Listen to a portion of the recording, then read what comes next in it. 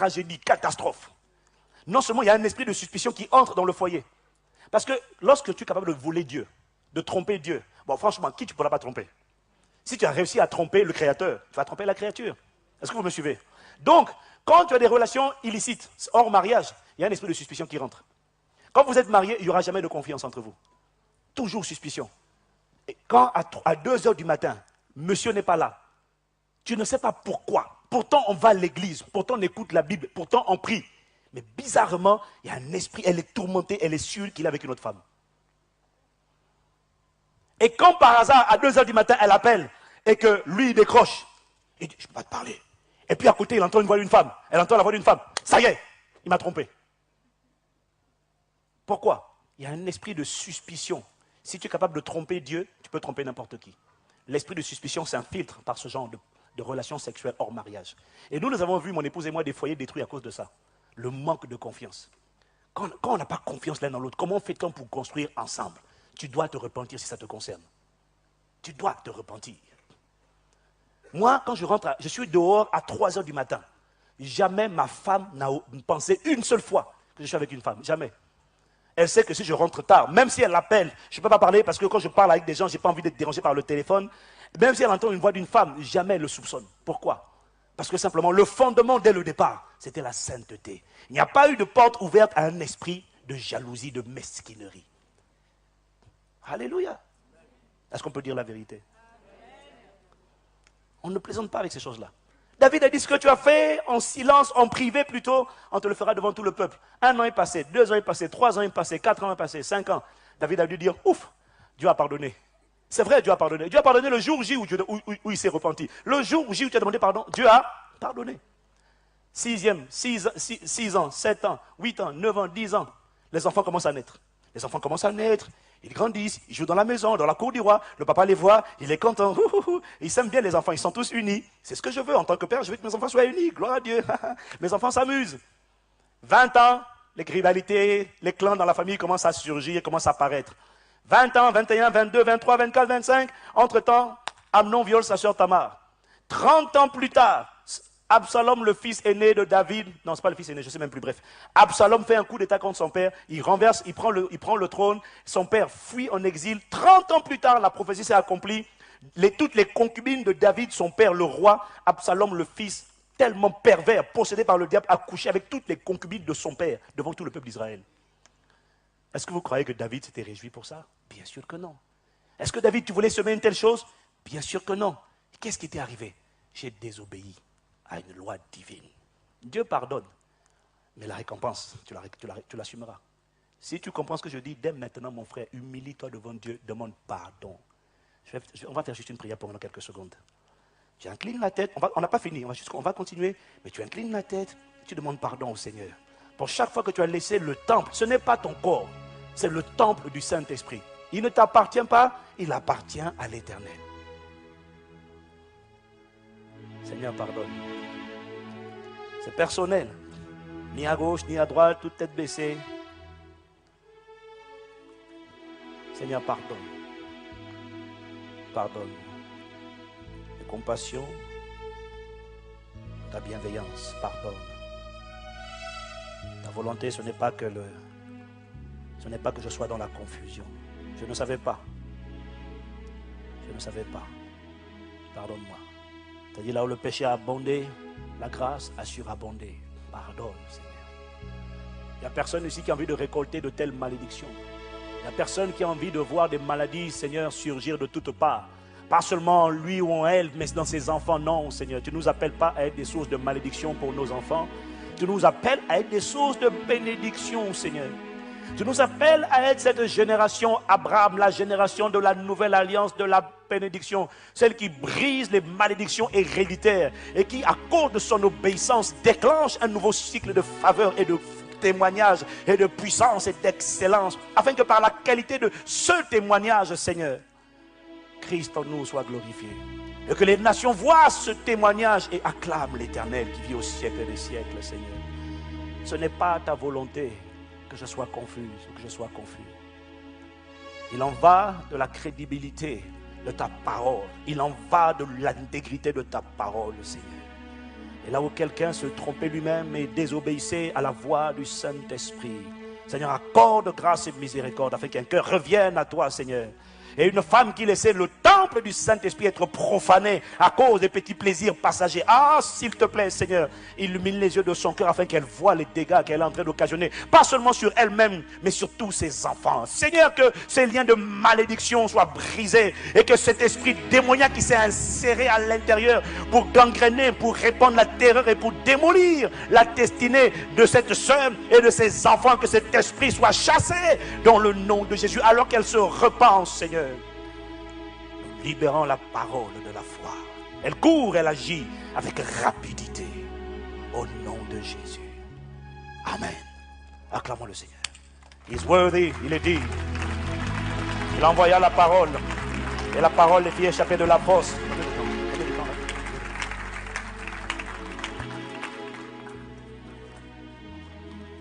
Là, nous avons vu simplement... ça fait combien de temps que je parle, Peggy? Je peux faire attention. On a commencé à quelle heure? 1h10? Wow. Ok. Bon, on finit là, on finit cette deuxième partie rapidement. Enfin, rapidement. Oui, on finit. Nous avons vu combien de critères, combien de volontés qui interviennent dans le choix de mon futur conjoint? 2. Nous avons vu la première volonté, c'est la volonté de Dieu. Amen. Amen. Si, mon frère, ma soeur, tu es dans ces 2 critères, c'est-à-dire si tu t'es préservé de l'impudicité, de la fornication.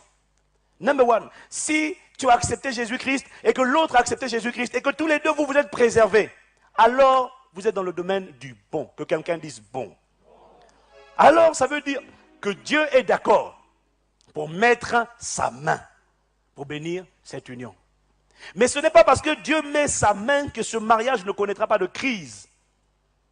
Ce n'est pas parce que Dieu met sa main que ce mariage ne connaîtra pas de catastrophe. Parce qu'il y a un autre niveau au-dessus, qui est la dimension agréable. En réalité, pourquoi? Parce que vous allez vous rendre compte qu'il y a des chrétiens qui se sont mariés sur la base de ces 2 critères. Ils s'étaient préservés et puis ils croyaient en Dieu, sincèrement.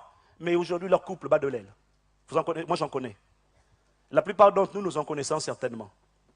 Pourquoi? Est-ce que c'est parce que la volonté de Dieu a changé? Est-ce que Dieu s'est trompé? Non. C'est juste parce qu'il y a une deuxième partie qui intervient. Il n'y a pas que la volonté de Dieu, il y a ma volonté. Que quelqu'un dise ma volonté. Alors la question que je me pose, parce que j'ai une volonté, c'est vrai, mais je veux l'aligner sur la volonté de Dieu. Amen. Je ne veux pas faire n'importe quoi. Je veux ce qui réjouit, ce qui plaît à Dieu. Voilà ce que je veux. La question que je pose, c'est comment est-ce que je fais pour être sûr que la personne que je vais épouser, que je vais choisir, que je vais rencontrer, soit la personne qui plaît à Dieu, que cette union plaise à Dieu. Alors, retournons encore dans Genèse. Retournons dans Genèse. Chapitre 2, verset 18 toujours. En fait, je vais vous dire la vérité, c'est simple. Vous allez vous rendre compte que 2 personnes peuvent se marier dans le Seigneur, préservées dans la sainteté, et ayant vraiment reçu Jésus, mais elles ne sont pas guéries. Elles ne sont pas guéries de leur vie passée. Elles ne se sont pas détachées. Elles se sont préservées, mais elles ne se sont pas détachées. Et ça crée des problèmes. Est-ce que vous me suivez? Dans d'autres cas, les gens sont trop immatures pour se marier. Trop immatures. Leur mentalité n'a pas encore été renouvelée. Donc ce sont des enfants. La Bible dit que les enfants n'héritent pas du royaume. Pourtant, ils se sont préservés. Dieu est d'accord avec eux, mais leur niveau de maturité leur coûte cher. Leur niveau d'immaturité leur coûte très cher. Est-ce que vous me suivez?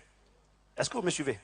Et quand ils n'ont pas compris ce que je vais expliquer, ils disent, Seigneur, je ne comprends pas. J'ai fait ta volonté, je me suis préservé, mais mon mariage bat de l'aile. Ou alors je suis sur le point de divorcer. Qu'est-ce qui s'est passé? Tu m'as abandonné. Non, il ne t'a pas abandonné. Mais il a dit, mon peuple périt parce qu'il lui manque la connaissance. Alors, quelle est la clé de cette relation de couple épanouie qui agrée, qui fait plaisir à Dieu et que Dieu lui-même, s'il fallait faire un choix, on n'est plus seulement dans le bon, mais on est dans ce qui lui fait plaisir. Quelle est la clé de cette relation? Genèse chapitre 2, je l'ai dit au verset 18. La Bible dit, l'Éternel Dieu dit, il n'est pas bon que l'homme soit... Ah bon, il y en a qui sont déjà fatigués. C'est l'abattement ou... L'Éternel Dieu dit, il n'est pas bon que l'homme soit seul, je lui ferai une aide semblable à lui. La clé, si nous voulons comprendre, la clé d'une relation de couple épanouie, une fois que je suis dans la volonté de Dieu, là maintenant il s'agit de moi, ma volonté. La clé d'une relation de couple épanouie se trouve dans le mot semblable. Que quelqu'un dise semblable. L'Éternel Dieu dit, il n'est pas bon que l'homme soit seul, je lui ferai une aide semblable à lui. Je vous le lis avec la version du semeur. L'Éternel Dieu dit, il n'est pas bon que l'homme soit seul, je lui ferai une aide qui soit son vis-à-vis. Vis-à-vis. La version Darby 1885 dit, je lui ferai une aide qui lui corresponde.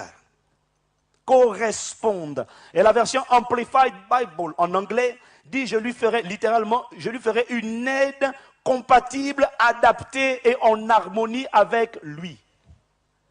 Pourquoi est-ce que Adam a choisi Ève? Était-ce simplement parce que c'était la seule femme qui existait sur la terre? Ou était-ce parce que Dieu l'avait créée de manière semblable, compatible, harmonieuse avec lui? Aujourd'hui, depuis Adam et Ève, la terre est peuplée de plusieurs millions, milliards d'hommes et de femmes. Amen. Mais comment est-ce que je fais sur toutes ces personnes pour trouver celle que Dieu me destine, celle que je vais agréer moi-même et qui va réjouir le cœur de Dieu? Que quelqu'un dise moi-même. Moi-même, je suis un être créé à l'image de Dieu, mais j'ai trois parties. 1 Thessaloniciens chapitre 5, verset 23 révèle que j'ai trois parties. Je suis un esprit qui habite dans un corps et qui possède une âme. Que quelqu'un dise trois parties. Et l'harmonie parfaite vient d'où?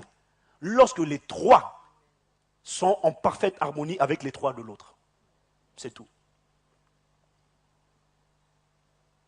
Lorsque les trois sont alignés, la réussite de ton mariage, une fois que tu es dans la volonté de Dieu, dépend de la capacité, de la qualité, de l'harmonie, de l'alignement que tu constateras avec ton futur partenaire dans le domaine spirituel, dans le domaine émotionnel, donc de l'âme et dans le domaine physique. Ça veut dire quoi, concrètement?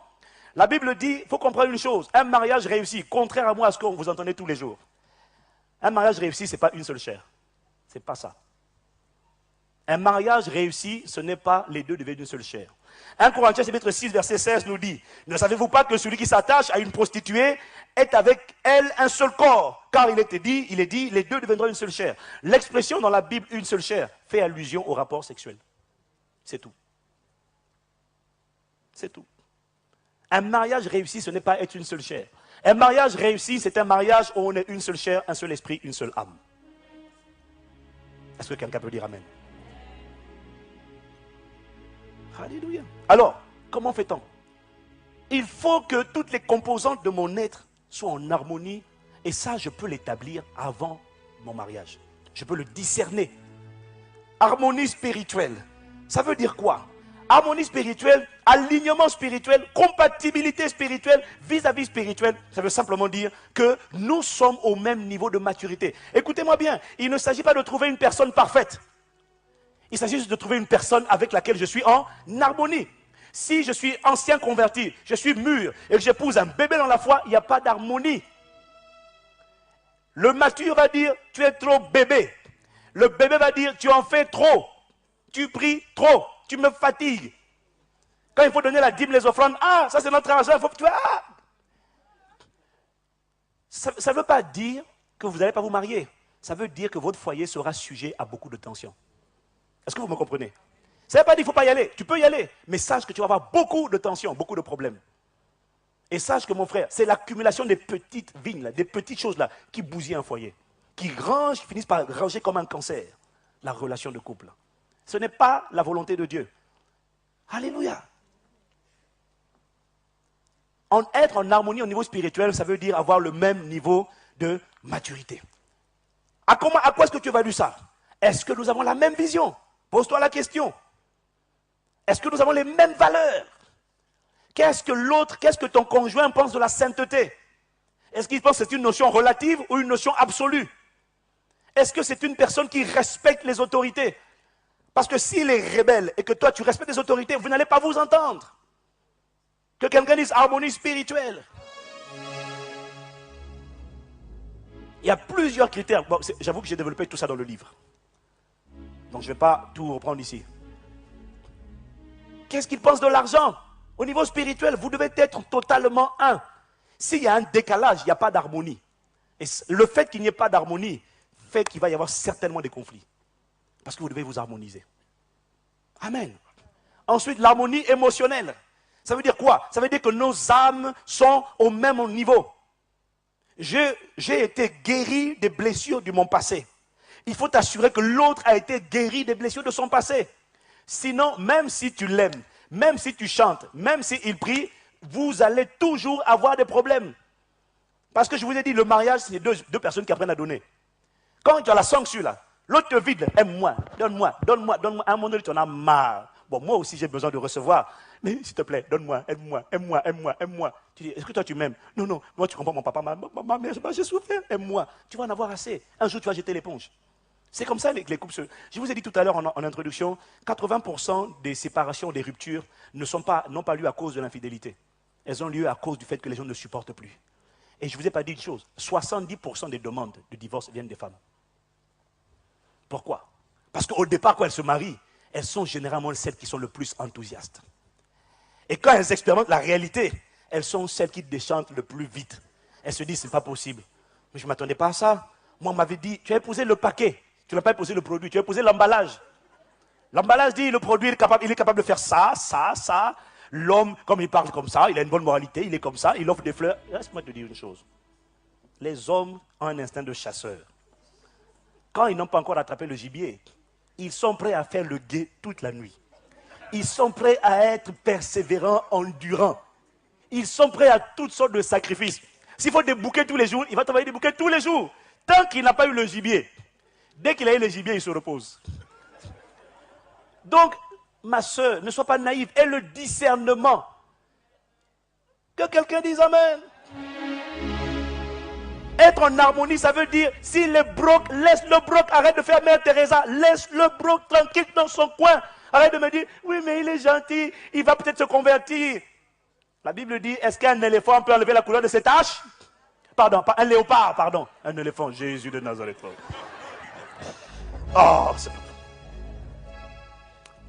Oh, oui, c'est des éléphants hybrides, hein? Venant de certaines régions du globe. Harmonie spirituelle. Arrête de jouer l'infirmier ou l'infirmière. S'il est down, laisse-le down. Il n'y a pas d'harmonie. Ça ne marchera pas. Tu risques de mettre 10 ans à essayer d'avoir un foyer stabilisé. Sauf qu'à la fin de 10 ans, quand c'est stabilisé, ton cœur a tellement emmagasiné l'amertume, la haine, la frustration, le ressentiment. Ton cœur a tellement emmagasiné que même dans 10 ans, quand il va mieux, toi, tu ne vas plus bien du tout. C'est vrai ou c'est pas vrai? Mais écoutez, on a un peu d'expérience quand même. On coach des couples. On voit ça tout le temps. Aujourd'hui, le gars, ça va. Maintenant, il s'est converti. Le problème, c'est plus lui, c'est elle. Elle l'a tiré pendant 10 ans. Mais elle est remplie de tout ce qu'elle a entendu depuis 10 ans. Un jour, il lui a dit, où furent mes yeux lorsque je t'ai épousé? Je me réponds de t'avoir épousé. Elle a emmagasiné. 10 ans plus tard, c'est sorti sur la table. Tu m'as dit ça. Ah, mais chérie, maintenant ça va mieux. Tu vois, maintenant je n'étais pas arrière, je n'étais pas converti. Maintenant je suis converti, maintenant ça va mieux. Alléluia. Elle dit non, non, non. Elle a du mal à pardonner. Pourquoi? Parce qu'elle a tout emmagasiné. Bon, ça, ce n'est pas pour aujourd'hui. C'est un autre enseignement. Mais elle a tout emmagasiné en elle. Donc, ma soeur, tu vois, un jour, son mari se convertit, mais c'est elle qui commence à rétrograder. Elle commence à bousiller son propre foyer. Trop d'amertume. Pourquoi? Parce que le temps où il n'était pas au point, elle était restaurée. Lui, il n'était pas restauré. Il lui a fait du mal. Elle a du mal à pardonner. Sagesse. Que quelqu'un dise harmonie émotionnelle. Et quand on rentre dedans, on dit Seigneur, pourquoi? Je ne comprends pas, tu m'as abandonné, tu m'as laissé. Non, je ne t'ai pas abandonné, mais c'est toi qui en as fait qu'à ta tête. Parce que lorsque tu pries et qu'il n'y a pas d'harmonie dans les 3 domaines, lorsque tu pries, Dieu ne te donnera pas la paix. Pourquoi? Parce que Dieu voit l'autre conjoint, il sait qu'il n'est pas au point. Et des fois, c'est toi que Dieu voit, il sait que tu n'es pas au point. Il sait que tu vas tuer ton foyer sans le vouloir. On ne fait pas exprès de détruire. On détruit inconsciemment. L'harmonie spirituelle, c'est également être des amis. S'aimer de l'amour philéo. Le premier, l'harmonie spirituelle, c'est s'aimer de l'amour agapé, l'amour de Dieu. Je l'aime de l'amour de Dieu. Le deuxième niveau d'harmonie, c'est je l'aime de l'amour philéo. Ça veut dire qu'on est amis. Il y a des couples qui se marient, ils ne sont pas amis. Il n'y a pas de complicité. Le gars, il s'assied en face de sa femme, il n'a rien à lui dire. Il n'a rien à dire. Dès qu'elle parle un peu, il s'ennuie. Oh, il s'ennuie. Elle ne le... Oh, mais écoutez, j'ai vu un couple. J'ai vu un couple qui s'est marié, vous savez pourquoi? Un homme qui a épousé une femme, vous savez pourquoi? Parce qu'elle était responsable de l'intercession et qu'elle priait bien. Donc spirituellement, il aimait bien cette femme. Elle était responsable dans l'église. Mais, après la lune de miel, parce qu'avant la lune de miel, tout est beau. Tout est beau, formidable. Oh, c'est beau le mariage. Pasteur, Dieu est beau. Oh, Dieu me bénit, pasteur, ça va, Dieu est beau. Attends, vis encore un peu de temps. Vis encore un peu, attends. Et au bout de quelque temps, il se retrouve devant sa femme. Il ne la supporte pas. Il ne l'aime pas physiquement. Émotionnellement, il n'a rien à lui dire. Et ils sont sur le bord de divorce. Et ils se sont mariés. Ils étaient dans la sainteté. Et ils étaient convertis. Mais ils n'étaient pas en harmonie. Son être n'a pas aimé son être. L'être de l'autre. Mon être, c'est trois parties. Mon esprit, mon âme et mon corps. Mon âme, ça veut dire, c'est mon complice. Je partage les choses avec elle. C'est ma confidente. C'est mon confident. Alléluia. Ensuite, être en harmonie physique. Contrairement à ce qu'on a enseigné à certains, l'harmonie physique est extrêmement importante. L'harmonie physique, ça veut dire quoi? Ça veut dire que je l'aime de l'amour éros. J'aime son corps. Je n'ai pas besoin qu'on m'impose les mains et qu'on me délivre pour dire touche ta femme. Frère, tu dois la toucher, tu comprends? Arrête ma soeur, touche ton mari. Il dit, non, quand je la vois, je suis découragé. Mais pourquoi tu l'as épousée? Quand tu la vois, tu dois faire comme Adam. Tu dois prophétiser, parler en langue. Rico Sama. Oh, non, gars, quand elle te file là, tu dis non, ça c'est la mienne. Il n'y a rien à faire, ça c'est bon. Si toi tu n'aimes pas, tant pis pour toi, ma soeur, quelle que soit ta taille, grosse ou pas grosse, quelqu'un va t'aimer comme tu es. Oh, Jésus.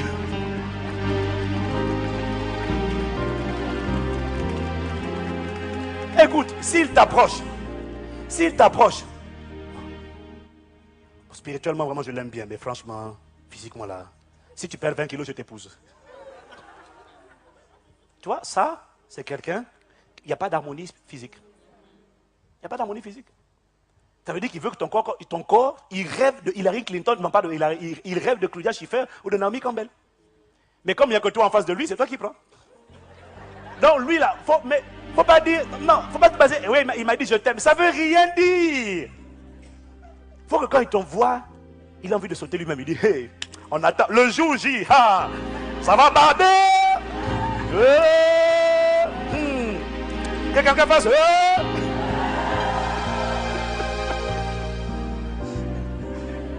Ça va chauffer. Non, il faut que tu sois enthousiaste. C'est-à-dire que même la soirée, là, la soirée du mariage, tu dis aux invités pourvu que vous partiez vite.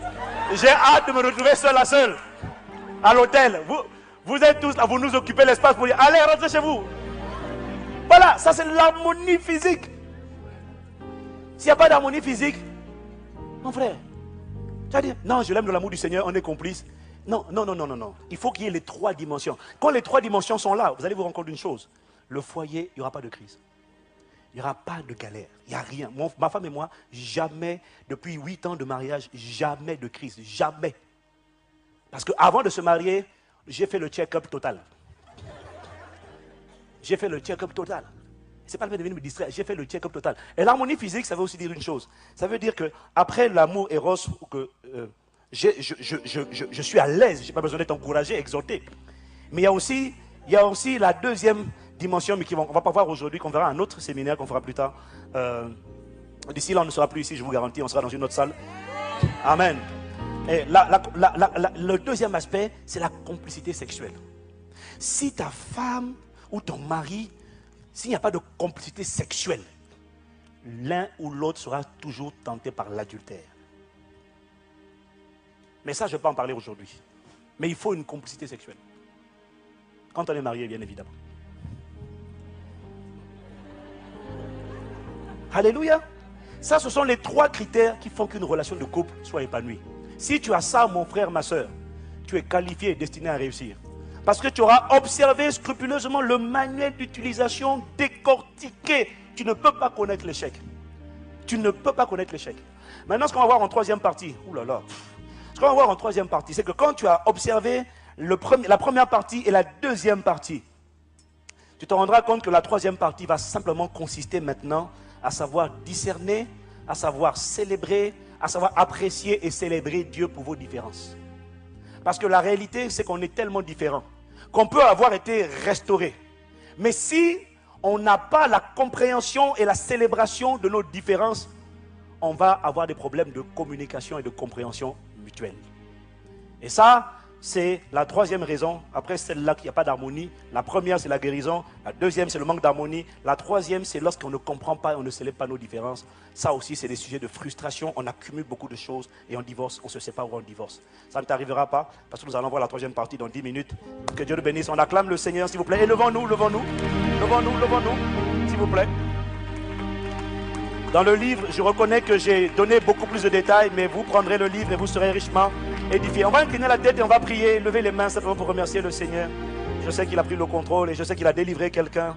Et élevons simplement la voix pour dire Seigneur, nous te sommes reconnaissants, merci. Et dis au Seigneur que tu prends un nouveau départ à partir d'aujourd'hui. La confusion ne sera jamais ton partage parce que tu feras preuve de discernement. Tu ne te laisseras plus emporter juste par des émotions incontrôlées. Non, mais tu feras preuve de discernement. Tu choisis de t'attacher au manuel d'utilisation. L'échec n'est pas ton partage. Tu n'es pas destiné à échouer. Tu es destiné à réussir et être un sujet de témoignage à la gloire de son nom. Il faut et il sera ainsi à travers ton foyer si tu es déjà marié et que tu vas restaurer, tu vas corriger maintenant avec l'aide du Saint-Esprit. Parce qu'il a dit dans sa parole, là où le péché avait abondé, la grâce a surabondé. Et sa grâce surabondé.